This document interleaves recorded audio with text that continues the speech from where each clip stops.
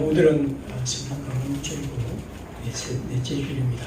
우리 함께 마음과 삶 예배 드리겠습니다. 함께 일어나셔서 619장을 신청할 수 있습니다.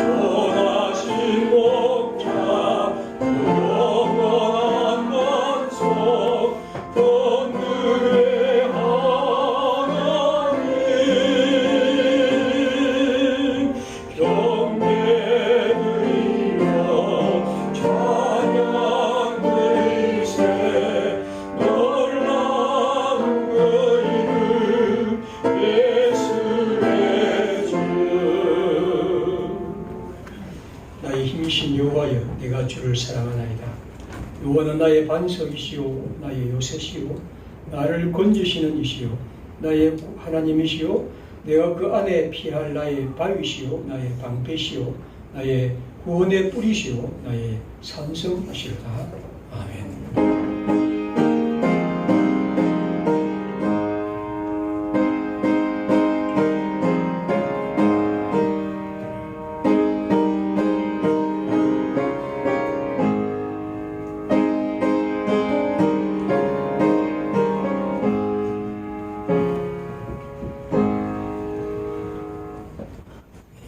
공동기도문을 기도하겠습니다.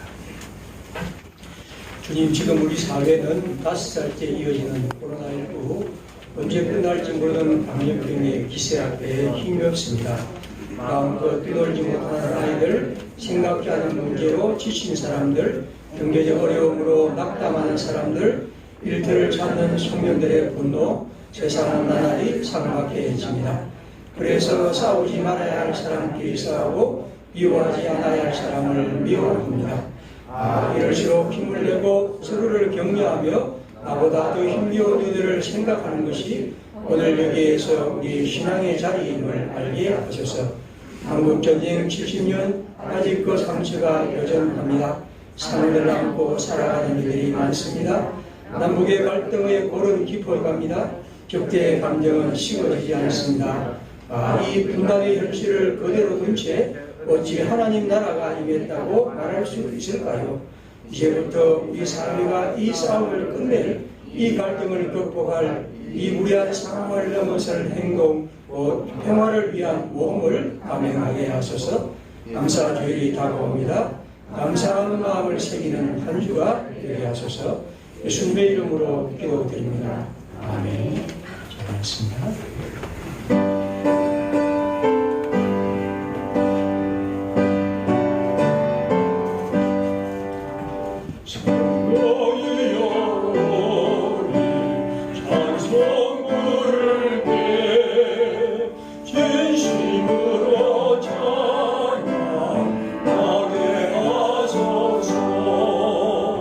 성령이여 우리 기도드리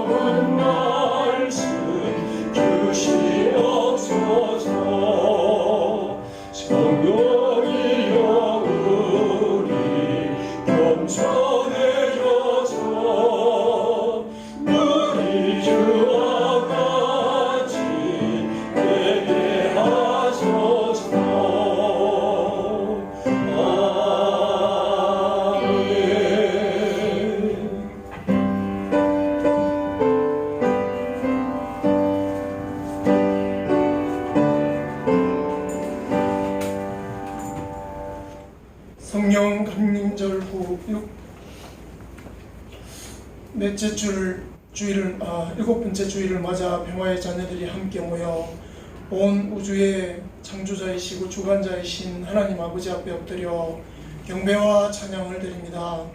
우리의 예배를 즐거이 받아 주옵소서. 이 시간 성령께서 강하게 역사하사 저희 속사람의 죄악과 완악함을 깨뜨려 주시고 묻 심령들이 눈물과 참회로 주님 앞에 나아가게 하시되 더 철저한 회개의 자리로 나아가도록 이끌어 주옵소서. 우리의 죄악과 부족함이 그토록 크지만 주님의 한량없는 사랑이 우리를 감싸주시는 것을 우리로 하여금 언제나 기억하게 하시고 우리를 안아주셨던 그 사랑을 본받아 먼저 나 자신을 용서하고 나아가 가족과 평화 공동체의 구성원 그리고 이웃의 부족함을 용서하는 우리들 되게 하옵소서. 코로나19로 고통받는 이들을 위해 기도합니다. 병상에서 치료받는 이들, 일선에서 질병과 싸우며 하루하루 자신의 책임을 완수하는 사람들, 사업장에 어려움이 닥쳐 일자리를 잃은 사람들, 소비 위축으로 어려움에 처한 자영업자들 등 저들에게 주님의 위로와 구원이 임하길 간절히 기도합니다. 우리의 주변에 그런 가족이나 이웃이 없는지 잘 살펴보게 하시고 선한 사마리아인같이 적극적인 사랑을 실천하는 저희들 되게 하옵소서. 아버지 하나님, 지난 주간 6.25 전쟁 70주년을 지나면서 나라를 지키기 위해 피 흘린 수많은 이들의 수고와 희생을 기억하고 감사했습니다. 그러면서 한편으로 빨갱이란 이름으로 어른에서 아이들까지 수많은 무고한 양민들이 학살당했던 어두운 역사를 접하기도 하였습니다. 그들의 죽음은 극히 일부를 제외하고 아직 발굴되지 않았고 그들의 살아남은 가족들은 연좌제에 묶여 평생 고난을 당하였습니다. 전쟁터에서 죽은 이들이나 비밀스럽게 학살당한 이들이나 똑같은 희생자들이었습니다. 전쟁은 더 이상 씩씩하고 활기찬 행진이 아니라 인간의 가장 사악한 본성이 분출하는 살육의 장임을 다시금 느꼈습니다. 아버지 하나님, 이 땅에 이런 전쟁이 다시 일어나지 않기를 간구하는 평화의 기도에 응답하여 주옵소서. 평화에는 관심이 없고 전쟁을 자신의 세력 확장의 마케팅 정도로 생각하는 무지한 자들의 발호를 막아 주옵소서. 진정 이 땅에 평화와 통일의 기운이 가득해지길 간절히 기도합니다. 새로 임직받은 직분자들을 위해 기도합니다. 저들을 주님의 손으로 붙들어 주시고 받은 직분 소중하게 생각하되 결코 무거운 짐으로 생각지 말고 오직 주님과 동행하는 즐거움으로 그 짐을 지게 하시며 직분자들이 든든한 기둥이 되어 평화 교회를 바르고 건강한 교회로 세워가게 하옵소서. 새 술은 새 부대에 담아야 하듯이 교회들의 잘못된 관행을 극복하고 새로운 평화교회로 나아가는 밑거름이 되게 하옵소서. 교회의 청소년들이 하나님 말씀을 잘 배우고 그 심령의 믿음이 깊이 뿌리내리게 하시고 악업의 길이 고달프고 힘들어도 잘 인내하며 하나님께서 주시는 소명을 발견하게 하옵소서. 특히 고3 학생들에게 주님께서 함께하여 주시고 지혜와 인내를 더하여 주옵소서. 교회의 청년들이 세상의 수많은 가치관들 속에서 길을 잃지 않게 하시고 좋은 법과 좋은 스승과 무엇보다 가장 좋은 스승이신 주님을 만나는 은혜를 내려 주옵소서. 하여 저들이 훌륭한 일꾼들, 이 사회의 훌륭한 일꾼들, 이 평화교회의 든든한 일꾼들이 되게 인도하여 주옵소서. 이 시간 단위에 세우신 목사님을 영육간에 강건하게 하옵시고 그 입술을 통해서 능력의 말씀이 선포되게 인도하여 주옵소서. 이 모든 기도 우리 주 예수 그리스도 이름 받들어 기도 올리옵나이다. 아멘.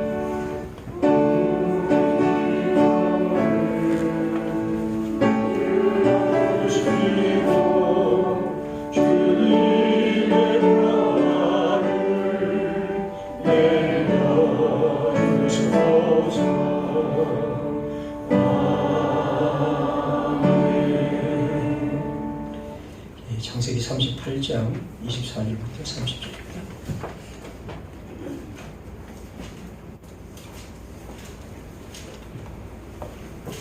창세기 38장 24절부터 30절.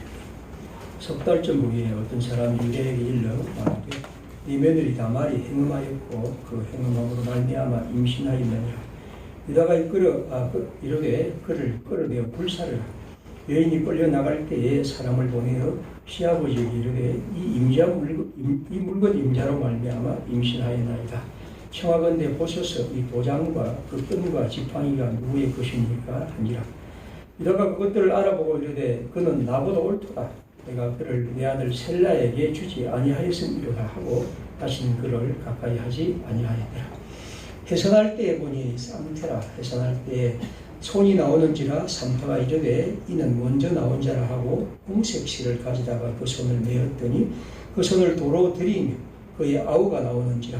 산파가 이르되 네가 어찌하여 터뜨리고 나오느냐 하였으므로 그 이름을 베데스라 불렀고 그의 형 곧 손에 홍색실 있는 자가 뒤에 나오니 그의 이름을 세라라 불렀더라. 아멘. 시간 찬양하겠습니다.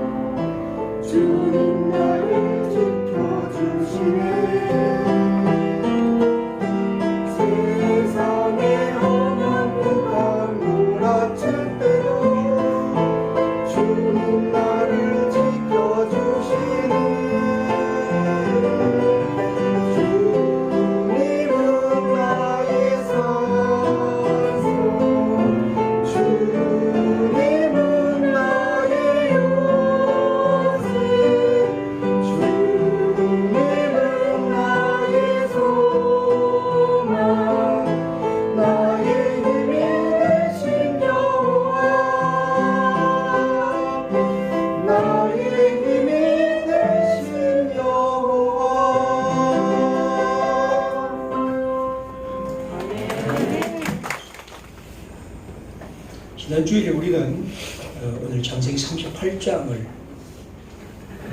하고 또 설명했습니다. 그리고 아마 이 성경을 본 분들은 굉장히 좀 충격적인 본문이라고 그렇게 봤을 것이죠.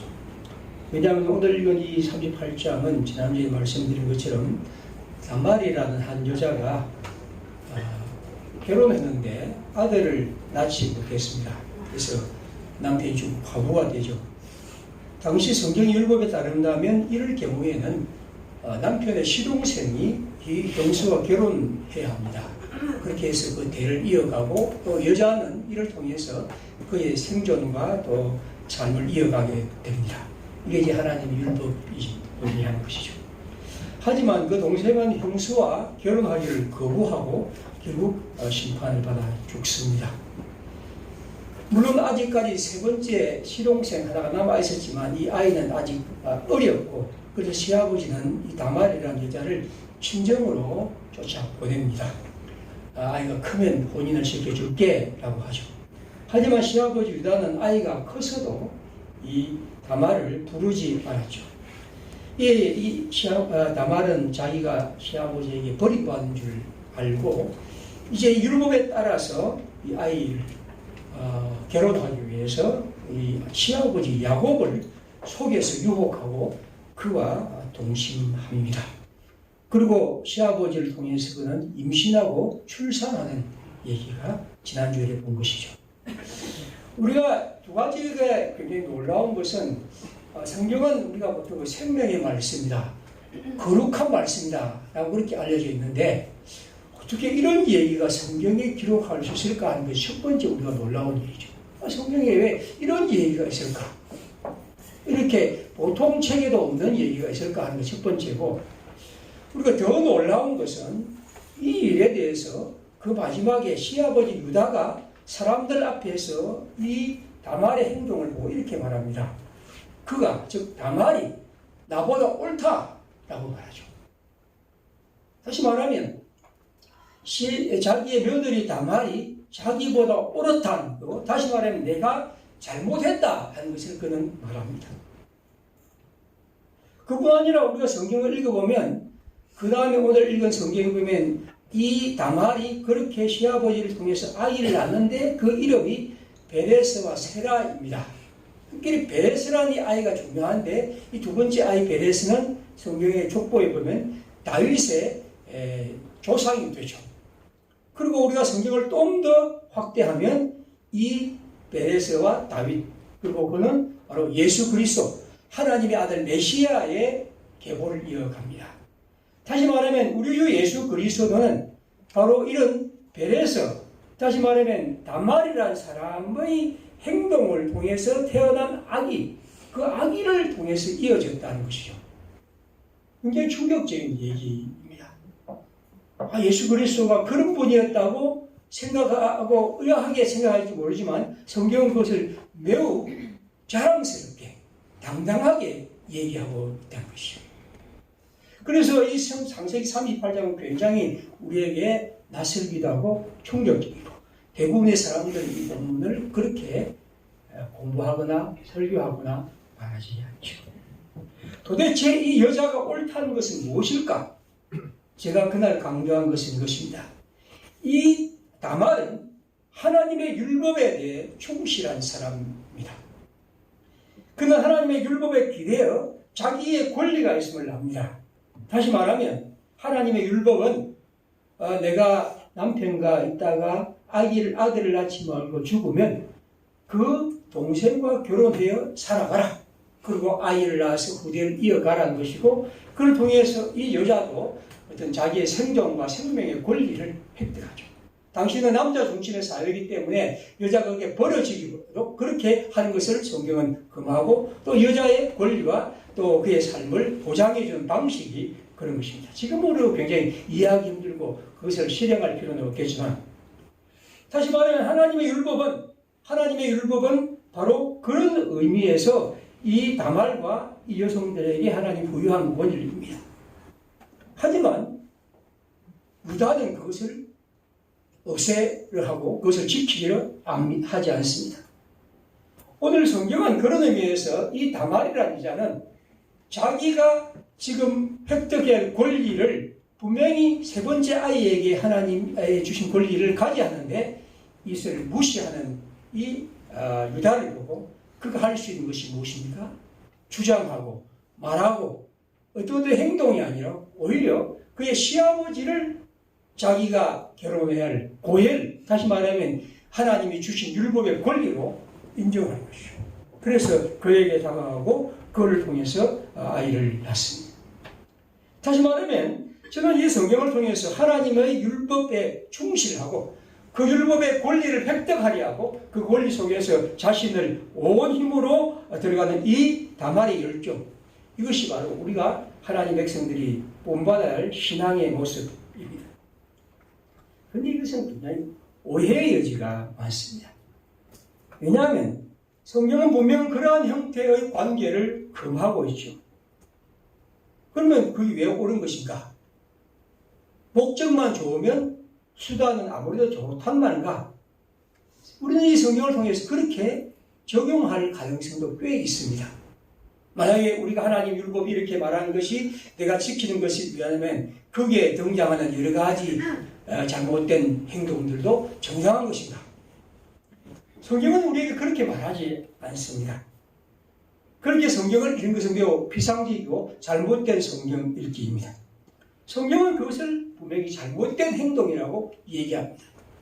하지만 이 성경은 우리에게 하나님의 말씀에 충실하고 하나님의 말씀이 지켜지지 않는 현실 앞에서 그가 할 수 있는 것은 오히려 세 번째 아들 대신에 그 세 번째 아들을 주지 않으려는 시아버지에게 그는 그렇게 다가가고 그렇게 해서 하나님 율법을 성취하고 지켜야 한다고 그는 주장하는 것이죠.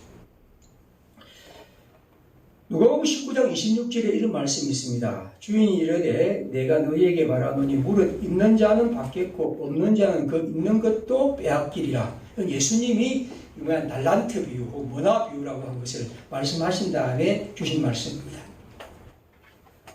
있는 사람은 더 많이 받을 것이고 없는 사람들은 있는 것도 빼앗을 것이다.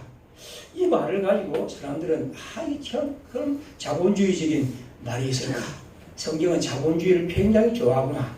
왜냐하면 있는 사람이 자본이 많은 사람이 더 많은 것을 갖는 것이 부자가 더 많은 돈을 버는 것이 정당하다고. 그래서 축적을 정당한 말이라고 얘기하고 또 기독교를 비난하는 사람들은 이런 성경 구절을 얘기를 합니다. 이건 굉장히 비유를 잘못 읽은 거죠. 성경의 비유는 이 달란트 비유가 말하는 것은 하나님의 나라에 대해서 머뭇거리고 하나님의 나라의 벽 앞에서 주저앉아 있는 사람들, 그리고 단지 하나님 주신 달란트를 수건에 싸서 간직하고만 있는 사람들에 대한 하나님의 경고의 말씀입니다. 성경은 얼마나 부유한 자들이 마음대로 유린하는 것을 질타하고 있지 않습니까? 우리가 성경 전체에 그것이 계속 가득한데 이 성경 구절을 그렇게 이해하는 것은 굉장히 잘못된 것이죠. 오늘 이 다말의 행동 역시도 그렇게 우리는 수단을 위해, 목적을 위해서 수단을 아무것도 써도 좋다 하는 그런 것은 아닙니다. 다말은 사실 더 이상 그런 행동을 하지 않습니다. 다말이 그렇게 한 것은 하나님의 율법에 따라서 하나님의 율법이 지켜지지 않는 현실에서 그가 그 율법의 성취의 대상으로 세 번째 아들이 오지 않으니 그는 이제 제 시아버지를 그렇게 선정한 것이죠. 왜냐하면 그가 아무리 주장하고 아무리 소리쳐도 그것을 들을 사람이 그것을 주장에 대해서 귀 기울일 사람이 없는 현실에서 그가 할 수 있는 이 벽에 맞서서 그가 할 수 있는 신앙의 권리를 그는 그런 방식으로 주장할 수밖에 없었던 것이죠.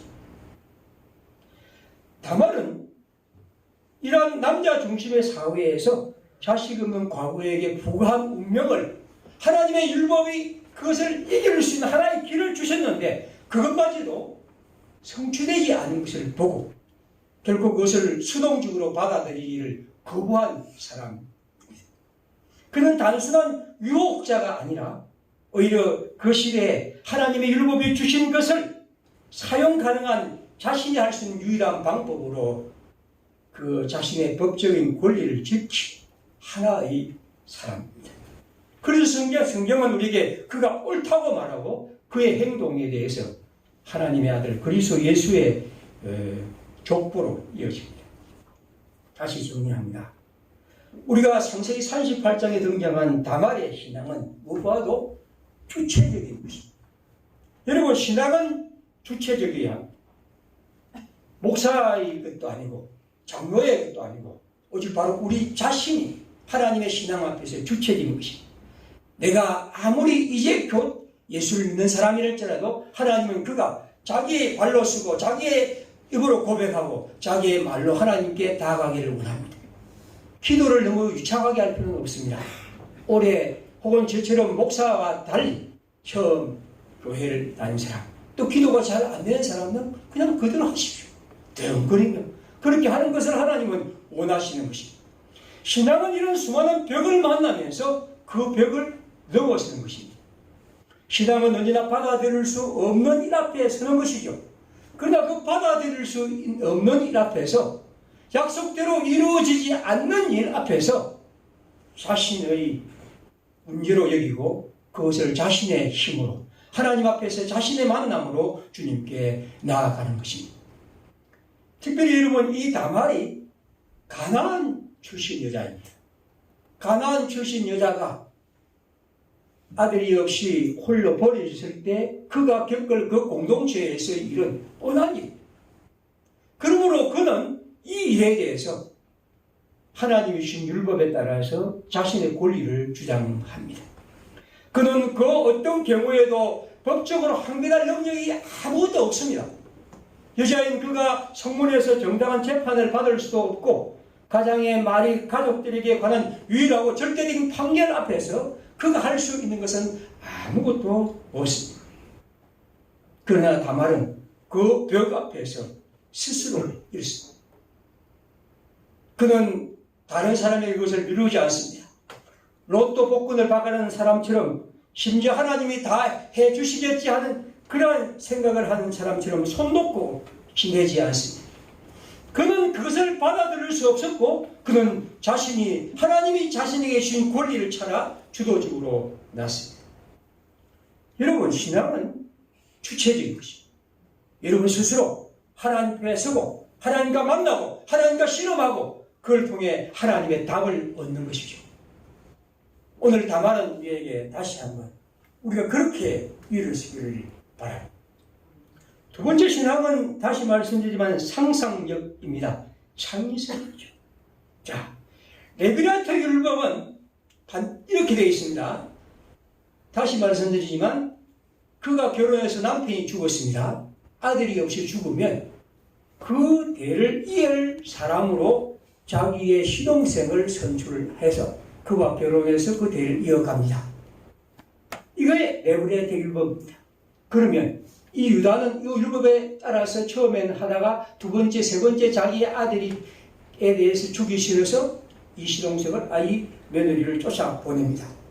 그런 의미에서 그가 이 세 번째 다말의 세 번째 아들을 만날 가능성은 한 번도 없습니다. 그러면 이제 이 다말이 할 수 있는 것은 뭘까요? 하나님이 주신 율법에 따라서 그는 생각하는 것입니다. 자, 이 율법에 분명히 하나님은 내게 이런 권리를 주셨다. 그렇다면 내가 이 권리에 대해서 어떻게 행동할 것인가?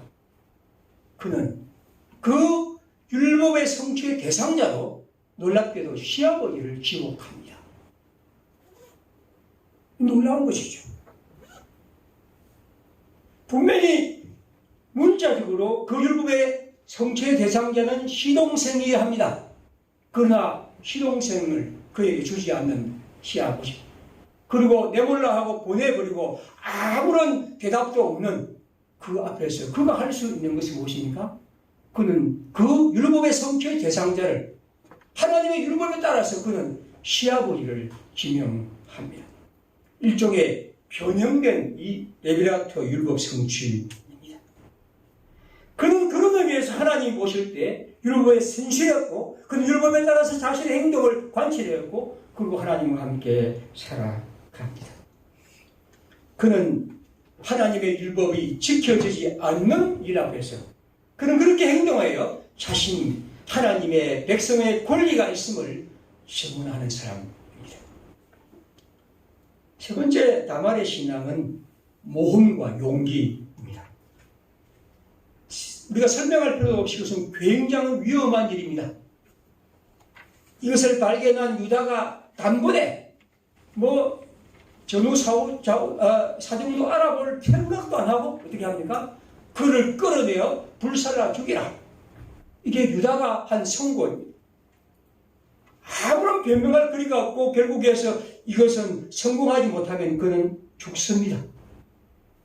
그리고 다말의 행동은 어떤 의미에서 또 다른 율법과 어기는 그런 일이 될 수가 있죠. 오늘 다말은 그런 의미에서 용기, 모험을 가진 신앙입니다.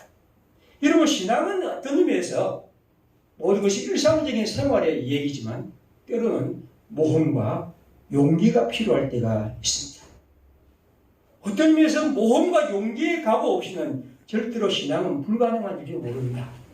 우리가 여러분 예수를 믿는다는 이 사실 자체도 일종의 모험입니다.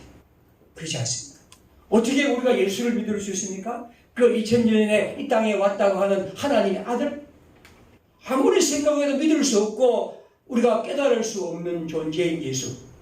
그러나 우리가 그 예수를 믿는다는 그 사실 자체는 우리에게 큰 용기를 요합니다. 그를 통해서 내 모든 것을 걸고 그를 통해서 내 모든 삶을 살고 그와 함께 내 모든 것이 걸려있다고 생각하고 그가 명령하고 그가 말씀하고 그가 다가오는 것을 받아들이고 살아가고 좋아하는 것. 굉장한 일입니다. 그런 의미에서 여러분, 이 다말은 용기 있는 신앙의 사람입니다. 오늘 우리가 신앙의 사람으로서 저는 다말을 소개하는 것은 우리의 그런 용기와 모험, 이것이 우리에게 필요합니다. 왜냐하면 오늘 우리의 신앙은 어떤 의미에서 이 땅에 이루어지는 일들에 끝없이 헤매이고 그래서 그런 것에 일치하고 맞추어가는 것이 우리의 신앙인 양 생각하는 시대에서 우리는 다말의 신앙을 다시 한번 생각하게 되죠. 네 번째는 제가 말씀드렸습니다. 다말의 신앙은 지혜 말씀드렸습니다. 다말은 시아버지 유다와 동침하고 그 대가를 요구합니다. 유다가 마땅히 줄 대가가 없다고 하자 그는 담보물을 요구합니다. 여러분, 담보물이 세 가지였죠. 하나는 도장, 그리고 하나는 그 도장을 목에 매는 끈, 그리고 그가 다닌 지팡이입니다. 한마디로 여러분, 이 세 가지만큼 유다를 꼼짝하지 못하게 하고 옴짝달싹하지 못하게 할 그런 징표가 있을까요? 다말은 그런 의미에서 그에게 담보물을 요구했을 때 그 세 가지를 요구해서 더 이상 어떤 방식으로도 유다가 이것에서 변명하지 못하게 나아갑니다. 그리고 말씀드린 것처럼 그는 그 이후에 석 달을 기다립니다. 아무 말 없이. 그리고 유다가 그를 끌어내어 불살이라고 하는 순간까지 그는 아무 말도 하지 않습니다. 마지막 순간 그는 이 세 가지 물건을 내놓으면서 내가 이 사람을 통해서 임신하였다고 말합니다. 여러분, 신앙이라는 것은 절대로 무모한 것이 아닙니다. 그건 지혜로워요. 성경의 말씀처럼 뱀 같은 지혜가 우리에게 필요합니다. 어떤 사람들은 신앙을 그냥 어떤 무모한 용기처럼 생각하지만 그러나 신앙은 지혜로운 것이 아닙니다. 전후 사울을 잘 살피고 그리고 그 속에서 내가 가야 할 것과 해야 할 것들을 잘 가려가고 그리고 함께 있는 사람들과의 관계 속에 그것을 획득해내는 그런 열망과 열정들, 이것이 또한 신앙입니다. 다만은 그런 의미에서 매우 훌륭한, 어떤 의미에서 우리 모두가 본보다 아주 위대한 하나님의 신앙의 얘기고, 그래서 그는 옳은 사람이었으며 그래서 그는 예수 그리스도의 조상으로서 우리 가운데 등장합니다. 지난주에 말씀드린 핵심은 그겁니다. 한국전쟁 70년이 되고 또 이 점에 우리는 그 사이에 힘썼던 우리나라, 우리 남쪽과 북쪽의 그런 기나긴 한 2년에 걸친 회담과 여러 가지 것들이 아주 무산되는 느낌을 갖죠. 그리고 남북 공동연락사무소가 폭파되는 그 장면들은 우리를 매우 슬프게 하고 안타깝게 했습니다. 그리고 이번에 이 볼턴의 회고록에서 보이듯이 참 미국이란 나라는 한반도의 평화에 대한 관심은 없다 하는 것을 새삼 느끼게 되죠. 한국 정부가 그렇게 애쓰고 힘쓰지만 그러나 그들의 주류는 그 문제에서 관심조차 두지 않는다는 생각을 지울 수가 없습니다. 그리고 어떤 의미에서 한국이나 이런 데서 더 많은 전쟁의 소문이 등장하고 더 많은 위기가 고조돼야 그들이 말하는 그 많은 폭격기와 그 많은 첨단 무기들을 팔 수가 있는데 그런 시장이 사라지는 것을 누가 좋아할까 하는 생각을 다시 한번 갖게 되죠. 물론 일본은 바랄 것도 없다는 생각을 갖습니다. 그런 의미에서 평화라는 것은 멀고 먼 길이라고 우리가 애쓰고 애쓰지만 언제나 이런 문제를 만나게 됩니다. 그래서 다시 저는 다말의 얘기를 생각했죠. 우리가 어떤 문제를 우리 사회가 이루어가기 위해서는 무엇보다도 주체적인 태도가 필요하구나. 촉진자, 한반도의 북미 대화의 중재자가 아니라 오히려 주체적인 존재로 등장해야 한다는 생각을 새삼 하게 됩니다. 왜냐하면 이것이야말로 어떤 문제를 풀어갈 수 있는 중요한 자세이죠. 특별히 우리는 이러한 문제에서 우리가 당사자라는 생각을 다시 한번 갖고 우리 모든 그리스도인들이 이 문제에 대한 더 깊은 관심을 가져야 한다는 생각을 새삼 갖습니다. 상상력, 창의성, 이거 말할 수 없죠. 왜냐하면 이 세상에 남아있는 유일한 이 분단 국가인 우리로서는 이 문제에 대해서 독일의 일도 참고해야 되지만 우리 나름대로 이 문제를 어떻게 풀어갈 수 있을까 하는 문제들. 특별히 이 모험, 위협을 감수하는 용기, 참 필요한 생각을 다시 한번 갖습니다. 남북 철도를 연결하는 것이나 혹은 또 어떤 교류하는 이런 부분에서 크고 작은 많은 난관들이 있는데 여러분 이런 문제에서 좀 모험하고 과감하게 도전해가는 이런 것이 우리 모두가 좀 지지해 줘야 할 일이지 않겠나 하는 생각을 다시 갖습니다. 그리고 모두 지혜라는 것이 다시 필요하죠. 자, 이거 보면 북미 대화를 한다는 것이 역시 그렇지 않습니까? 미국을 통과하지 않고는 이게 불가능하다는 생각을 계속 갖습니다.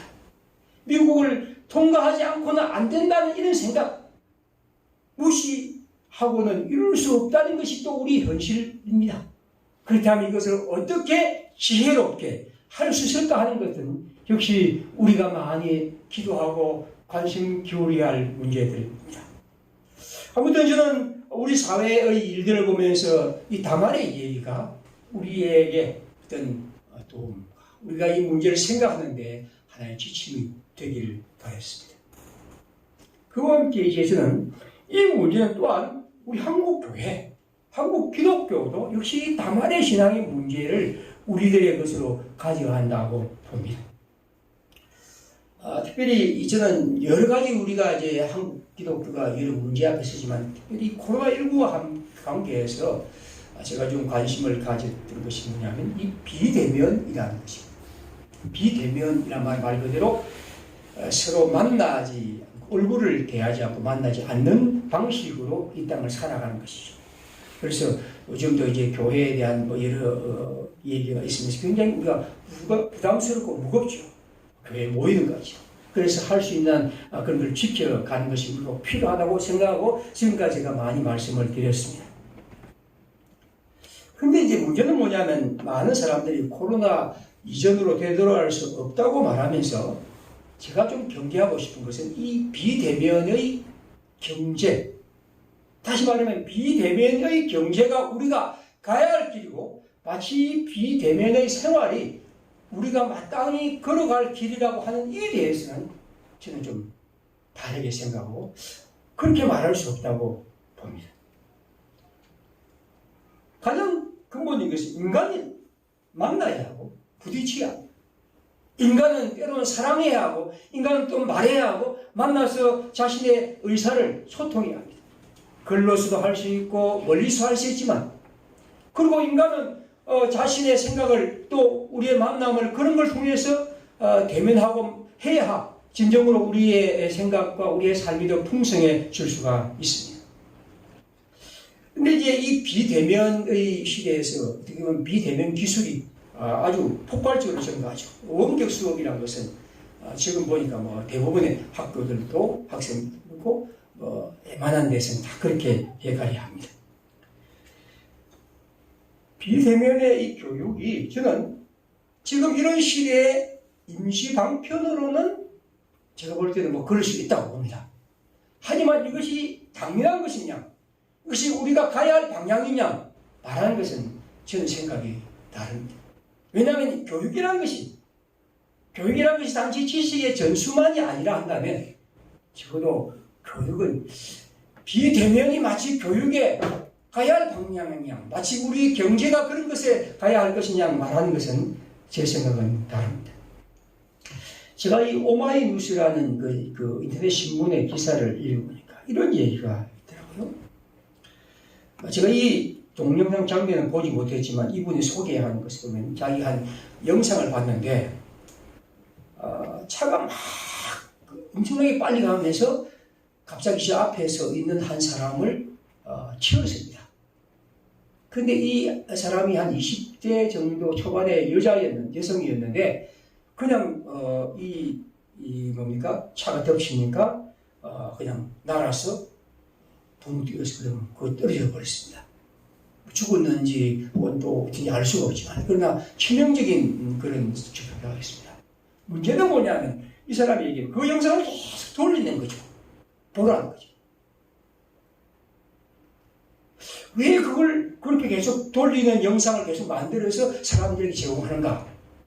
그리고 이 사람이 더 충격적인 것은 그 밑에 달리는 댓글들이라는 거죠.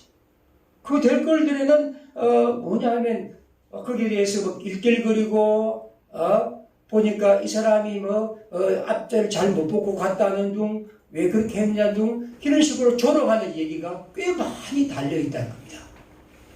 그러면서 그분 얘기입니다. 그러면 이게 이른바 일베라는 이런 사람들의 글인가? 자기를 보니까 그렇지도 않더래요. 거기에 달려있는 다른 거 보면 보통 사람들이나 심지어 진보적인 이런 사람들의 글들도 뒤에 있는 걸 보면 이건 단지 그런 사람들의 모임 것도 아니라는 것입니다. 자, 보십시오. 우리가 개나 고양이가 그렇게 다쳐도 마음이 좀 안쓰럽지 않습니까? 이게 인간이 갖고 있는 마음입니다. 하물며 20대의 젊은 여성이 그렇게 고통스럽게 당하는데 그것에 대해서 계속해서 영상을 재밌는 돌리고 거기에 대해서 글을 쓰고 댓글을 달아서 즐기는 이걸 어떻게 이해해야 하는가 것이죠. 그는 이렇게 말합니다. 우리의 사회는 이런 공감의 능력이 부족하고 상실되는 시대라는 거죠. 사람들이 어떤 문제에 대해서 공감하는 능력이 상실되는 이 시대, 이것이 지금 오늘 우리 시대라고 그는 얘기를 하면서 또 하나를 소개합니다. 미시간 대학의 한 연구를 소개하면서 이 대학은 1979년부터 2000년 중반까지 뭘 조사를 했냐, 아주 긴 시간 동안 10대 후반부터 20대 중반 청년들의 공감 능력을 측정하는 변화 추이를 조사했습니다. 질문이 이렇습니다. 나보다 불행한 사람을 보면 안타깝고 걱정스러운 마음이 들 때가 많다. 부당하게 이용당하는 사람을 보면 보호하고 싶은 생각이 든다. 나는 가끔 친구를 그의 입장에서 이해하려고 노력한다. 만일 어떤 것이 옳다고 확신하면 다른 사람들의 주장에는 귀를 기울이지 않는다. 뭐 이런 여러 가지 질문을 쫙 하면서 이제 그는 공감과 관대함에 대한 이런 질문을 계속 봅니다. 타인에 대한 배려들이나 공동체와 민주주의 이런 것을 얘기를 합니다. 그러면서 이제 이 조사 보고서 이렇게 말합니다. 안타깝게도 1979년부터 2009년 30년 동안 자기가 조사를 했는데 이 학교가 청년들의 공감 능력이 48%나 감소했다고 말합니다. 다시 말하면 불과 한 세대 전의 사람들의 절반으로 공감 능력이 줄어들었다는 거죠. 그래서 여기 보면 인내 부족과 타인에 대한 적대 행위와 폭력이 큰 폭으로 증가했다고 그는 얘기를 합니다.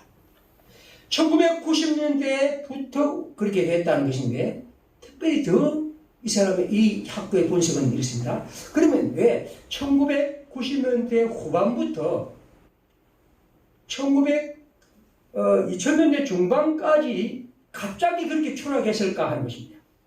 그러면서 그는 말합니다. 그 앞에까지는 그 공감 능력이 비슷하게 왔는데 갑자기 1990년대 후반부터 2000년대 이 초반에 이렇게 추락했다고 그렇게 얘기를 합니다. 왜 그렇게 했을까? 그것은 바로 비대면의 증가라. 그는 그렇게 한 요원을 줍니다. 이를테면 2004년에 인류에 페이스북이 등장했고 2005년에는 유튜버가 등장했고 2006년에는 트위터가 등장했다. 물론 이 보고서가 이 조사가 그런 비대면의 모든 것이 다 이것 때문이라는 건 아닙니다. 공감 능력 부족이 비대면 때문이라는 것은 아닙니다. 하지만 어떤 의미에서 우리가 이러한 공감 능력이 인간이 기본적으로 가져야 함에 대한 특별히 불행하고 슬픈 것에 대한 공감 능력의 상실은 어떤 의미에서 사람을 만나지 않는 그래서 트윗, 유튜브 혹은 또 이런 페이스북 이런 걸 통해서 사람들이 만나는 것 사람들은 지금까지 그것을 대화고 사귐이라고 얘기했지만 그것이 과연 그것이 대화요 사귐일 수 있을까 하는 질문을 이 대학 보고서는 우리에게 말하고 있습니다. 오늘 우리가 이 비대면이라는 것을 마치 당연한 것처럼 특별히 이 경제에 관심을 있는 사람들은 돈 버는 하나의 또 하나의 경제의 어떤 이윤의 수단으로 생각하는 것인데 그러나 우리가 인간이라는 것은 함께 살고 함께 공존하면서 서로 그렇게 걸어가야 하는 것이고 왜 제가 오늘 이 말씀을 드리냐면 교회라는 것도 역시 그렇지 않습니까? 교회의 모임이라는 것도 역시 만나는 것입니다. 가난한 성도라고 있다고 하지만 그러나 저는 가난한 성도는 교회는 아니죠. 교회는 만나서 사랑을 나눌 수 있고 좋은 것을 나눌 수 있지만 때로는 슬프고 아픈 것도 나눕니다. 그런 가운데 나를 발견하고 또 고쳐가고 그렇게 해서 더 좋은 것을 만들어가는 것이 또한 교회 공동체입니다. 어떤 의미에서 우리 비대면이라는 것이 마치 자연스러운 것이냐 여겨지고 우리는 그것을 마치 좋은 것이면 받아들이는 시대에 이것은 교회에 대한 중대한 위기일 수도 있죠. 히브리서 10장 23절에 이렇게 말합니다. 또 약속하신 이는 믿으시니 우리가 믿는 도리의 소망을 움직이지 말며 굳게 잡고 서로 돌아보아 사랑과 선행을 격려하며 모이기를 피하는 어떤 사람들의 습관과 같이 하지 말고 오직 고나의 그날의 가까움을 볼수록 더욱 그리하자. 모이기를 피하는 어떤 사람들의 습관 이게 그들 가운데 있었다는 거죠. 그리고 저는 충분히 이해합니다. 왜냐하면 그 당시 초기 기독교인들이 모여 예배 드린다는 것은 위험한 일이에요. 그럼 굉장한 문제를 일으킬 수 있습니다. 카타콤에 모인 그들의 얘기를 읽어보면 우리는 이것은 굉장히 큰 문제일 수 있습니다. 그래서 모이기를 패하는 어떤 사람의 습관이 그들 가운데 있습니다. 그러나 그런 어려운 가운데서도 그들이 함께 모여 하나님 앞에서 기도하며 예배하며 그들의 신앙을 서로 다독이며 그 시대를 걸어갔던 것이죠. 저는 우리 코로나19가 앞으로 어떤 방식으로 될지 모르지만 좀 더 많이 확산되고 또 우리가 주의해야 한다면 먼저 그처럼 다시 온라인 예배를 해야 한다고 보고 저는 그것에 대해서 저는 개의치 않습니다. 해야 한다고 보죠. 하지만 우리가 하나님의 교회 공동체나 하나님의 모임에서 사람이 만나고 하나님 앞에서 함께 모이는 것은 굉장히 중요한 하나님의 삶의 방식입니다. 오늘 우리가 이런 문제 앞에서 그리고 이런 문제 앞에서 하나님을 어떻게 더 잘 섬길 수 있을까? 하나님의 공동체가 더 어떻게 활력을 얻을 수 있을까? 이게 또한 우리가 가진 하나의 과제이고 하나의 위기입니다. 신앙은 언제나 벽을 만나고 그 벽 앞에서 어떤 이들은 넘어지고 다른 사람의 탓으로 돌리고 그냥 무너지고 옛날의 방식을 그대로 고수하고 그렇게 해서 휘둘릴 수도 있습니다. 하지만 다말처럼 우리는 하나님의 백성으로서 그 모든 문제를 내 자신의 것으로 부딪혀가고 그것을 하나님의 말씀을 창조적으로 창의적으로 적용해가고 그리고 그 앞에서 좀 더 모험하고 용기를 갖고 그리고 최고의 지혜를 기울여서 그 모든 문제를 대하는 것. 그것이 바로 그리스도인과 우리 평화교회와 한국 기독교가 해야 할 일이지 않을까 생각합니다. 말씀을 맺으면서 다시 파스칼의 글을 인용합니다. 예수 그리스도의 증거, 무엇보다 때문에 룻기가 보존되었는가? 다말의 얘기는 무엇 때문에? 여러분, 왜 예수 그리스도의 증거로 다말의 얘기가 우리에게 증거될까? 제가 여러분에게 소개한 다말의 얘기는 제가 생각한 이 성경은 제가 엄청나게 긴 시간 동안 생각해 왔던 제 나름대로의 결론인데 그보다 더 많은 교훈이 들어있겠죠. 그러나 적어도 다말의 얘기는 예수 그리스도와 연결돼서 우리에게 주는 하나님 백성의 신앙의 놀라운 도약입니다. 그리고 다말의 얘기는 어떤 의미에서 하나님이 우리에게 다가오신 길이기도 합니다. 하나님은 인간이 하나님을 무시하고 하나님의 사랑을 외면하고 하나님의 모든 계명과 율법을 버리고 또 버릴 때 끝내 당신 자신이 이 땅에 오셔서 당신 자신이 십자가에 돌아가심으로 우리에게 하늘의 역사를 이루신 것이죠. 그런 의미에서 우리 주 하나님의 얘기, 예수 그리스도 얘기야말로 다말의 이 열정과 결국 이것한 모양일 수 있습니다. 사랑하는 평화의 식구들, 다말의 얘기를 많이 읽으면 그 속에서 우리 자신을 하나님 앞에 세우고 우리가 하나님을 믿는 신앙에 있어서도 이러한 걸음들 우리의 것을 한다면 이 어떻게 보면 이상하고 충격적인 얘기가 그러나 우리를 향한 생명의 원으로 다가오리라 믿습니다. 우리 함께 기도하겠습니다. 우리 모두 이 다말의 얘기를 들으면서 항상 주님의 백성으로서 이 다말의 신앙처 주체적으로 또 창의적으로 또 더 큰 모험과 승리로 지혜로 주님께 다가갈 수 있도록 인도해 주옵소서. 기도하겠습니다.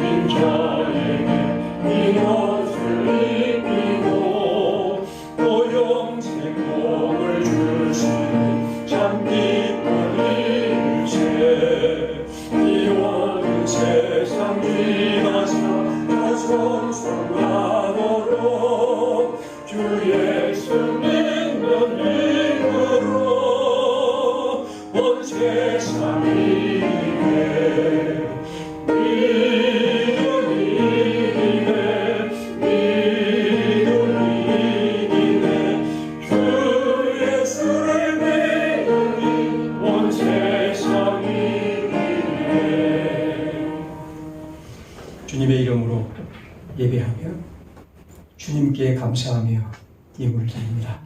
사랑하는 성도들이 주께 드린 예물이 주 앞에 아름답게 일합되고 우리가 이 세상을 살아가면서 하나님 주신 지혜와 은총 속에서 우리가 하는 일들을 즐겁게 감당하고 좋은 열매를 맺고 우리의 삶의 활력과 기쁨을 얻어 살아갈 수 있는 은혜를 베풀어 주옵소서.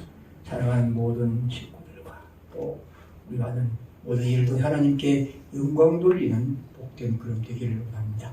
생일을 맞아 감사하니 주께서 받아주옵소서. 그 위에 주님의 이름으로 주께 드린 성도들의 그 정성을 보시고 하늘의 은총과 평강으로 함께해 주옵소서. 주 예수님의 이름으로 감사하며 기도드립니다. 아멘. 495장 다 함께 일어나셔서 찬송하겠습니다. 1절과 3절 하겠습니다. 주 믿는 자 나비의 진실하고 날 보는 자 위에서 정결고 담대하여 이 세상 혼란 중에 나 영광이 늘 승리하리라.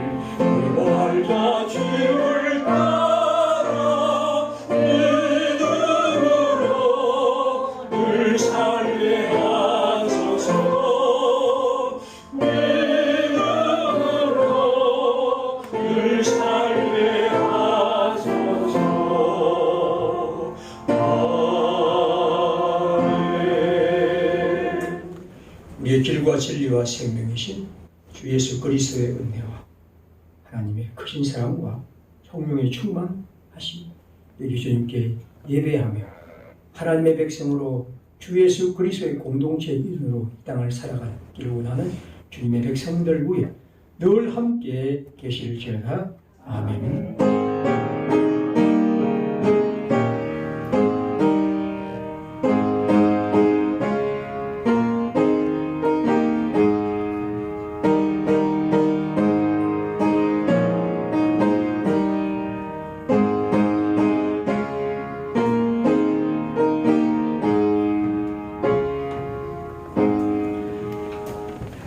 이상으로 예배를 마치겠습니다. 감사합니다. 우리 서로 앞으로 보시고 인사드리겠습니다. 오늘 이주와 집사님 반갑습니다. 감사하고요. 그 사이에 사정을 보내도 우리 김민석 와서 반갑습니다. 박수 하겠습니다. 우리가 오후 모임이 없기 때문에 바로 집으로 가야 되겠습니다. 늘 건강 조심하시고 틈틈이 연락 없이 기도하면서 잘 지내기 바랍니다. 한 줄 동안 주님 말씀 드리겠습니다. 즐겁게 하겠습니다.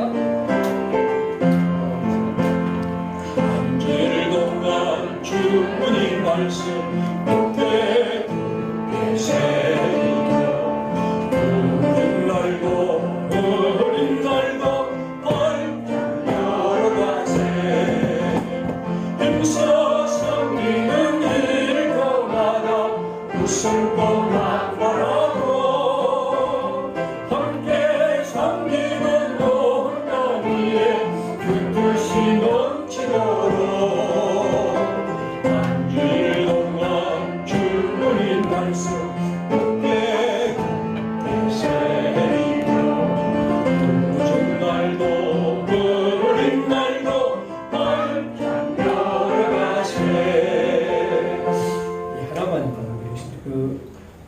다음 주일은 감사주일입니다. 그리고 저 동구에 교회에서 감사주일 운동을 드리는데 우리 교회는 추수감사절은 없고 한 번 감사주일이 있습니다. 그래서 지난 반년 그 앞으로 살아갈 우리 반년에 하나님의 은혜를 감사하고 또 기억하면서 헌금을 드린 것이고 헌금뿐만 아니라 한 주간 동안 우리가 감사하는 그 마음을 갖고 하나님 기도하며 묵상하는 시간을 갖기를 바랍니다.